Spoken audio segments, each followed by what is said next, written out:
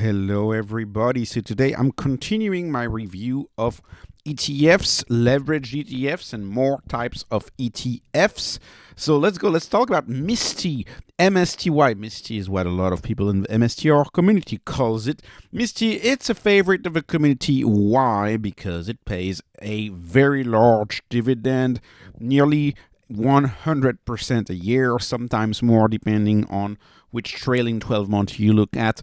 What are some of the cons? Of course, the fees, and this is going to be recurring stories in everything I talk about on ETF. The fees are always going to be annoying to me.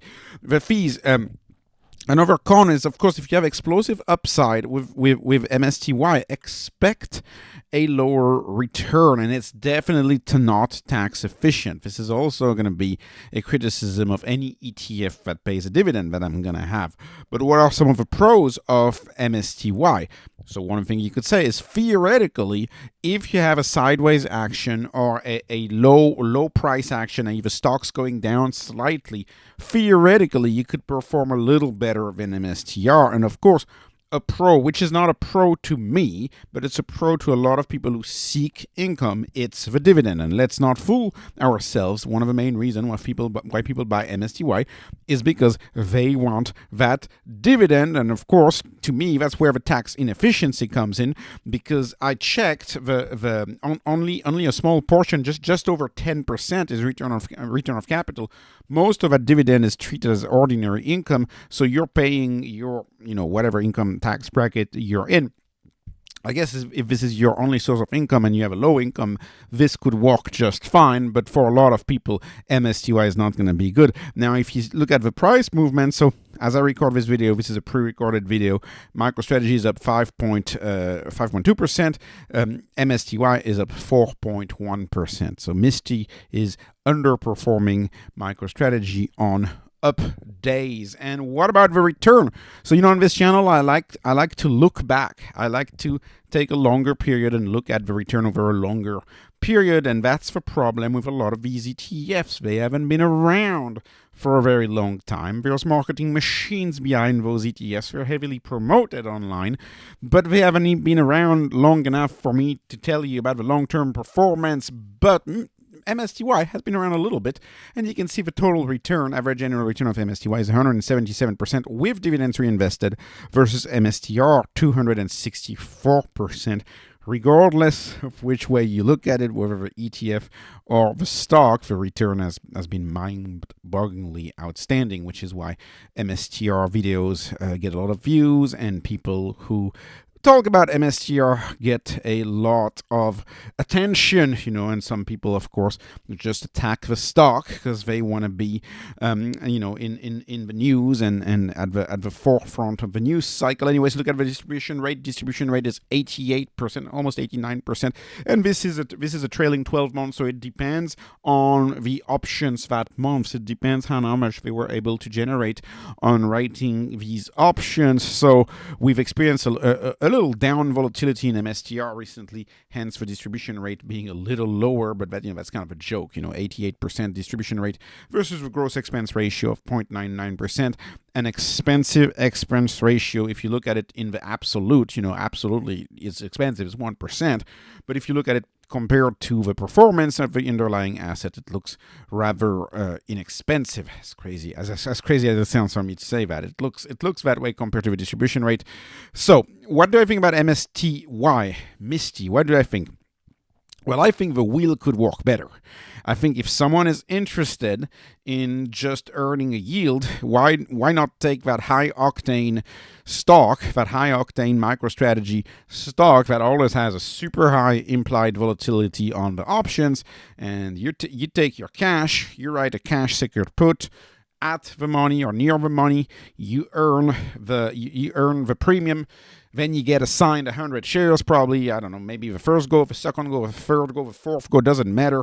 As soon as you get assigned 100 shares, you turn around and you sell another at the money, near the money call. You sell a covered call and you earn yet again that options premium, and you repeat that endlessly. That's the strategy of the wheel. And I think if someone is looking for income and just pure income and doesn't really care too much about the direction of the stock, the wheel works better. Although remember, when you do the wheel, you still get hurt by the volatility decay, because technically when you get assigned a call or put one way or the other, you're going to have a tiny loss each time you get assigned. And so that's why I think the wheel could work better. Also, you don't pay fees. I mean, sure, you pay four pennies, but if you're in a modern day broker, you're going to pay very little fees doing this on your own.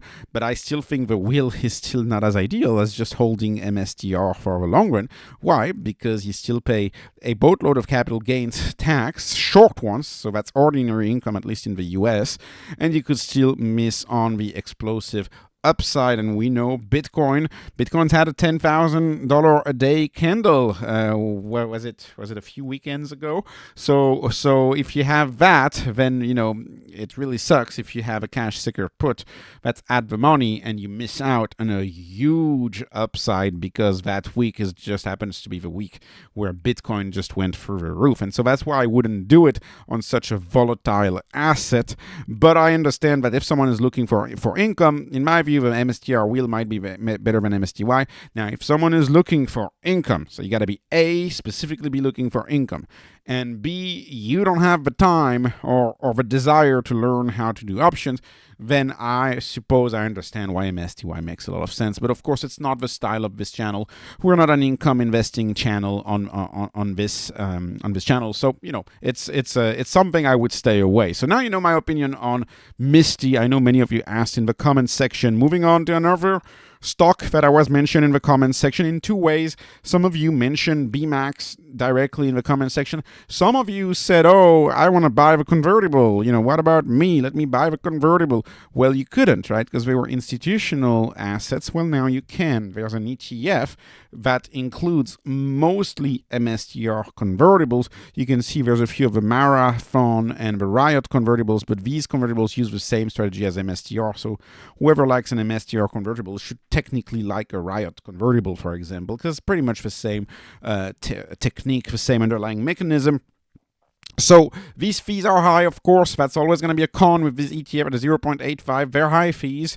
Anything above like a 0.5 today is considered high. Remember, these fees compound, and so if you want to own something for say a 10-year period, this is 0.85 compounded. So that gets very high, and over very long periods, these fees can eat a lot of your returns. Nearly half of your returns in some instances. I suggest you read some of these early days books about index funds and about the fees being the only thing that matters in index funds. Anyways, not a discussion on fees.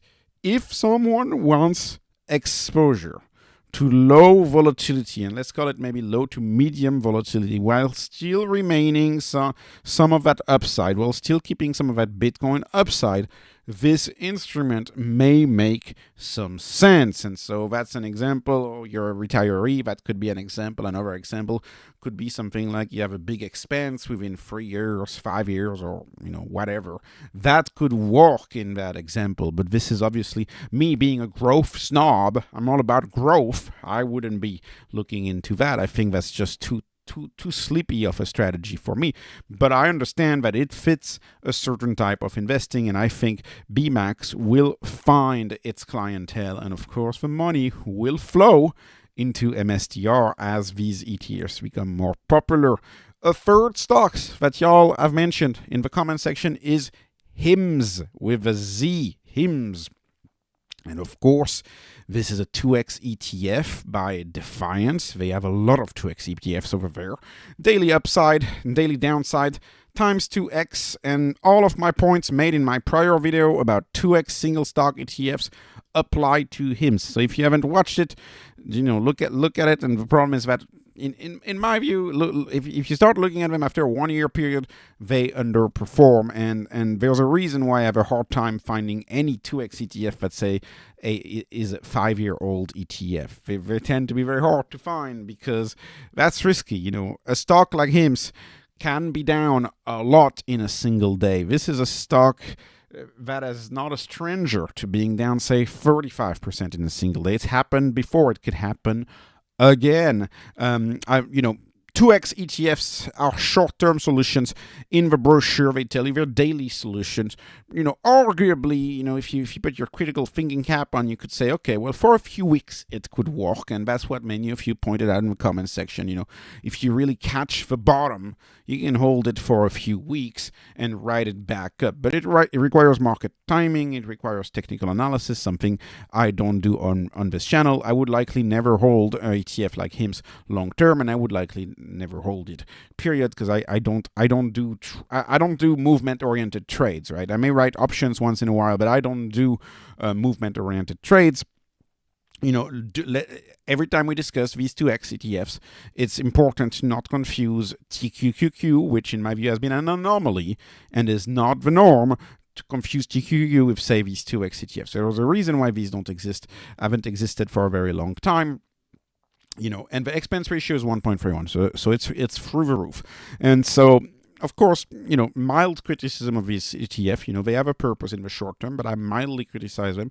So what's another option? Like, what if you want leverage for Himz? Well, another option would be something like margin, using a little bit of margin. Himz is rated well in margin. It's not as bad as it used to be. The maintenance ratio, I think, on Himz is something like a 35%. So one can add a little margin if you're comfortable with that.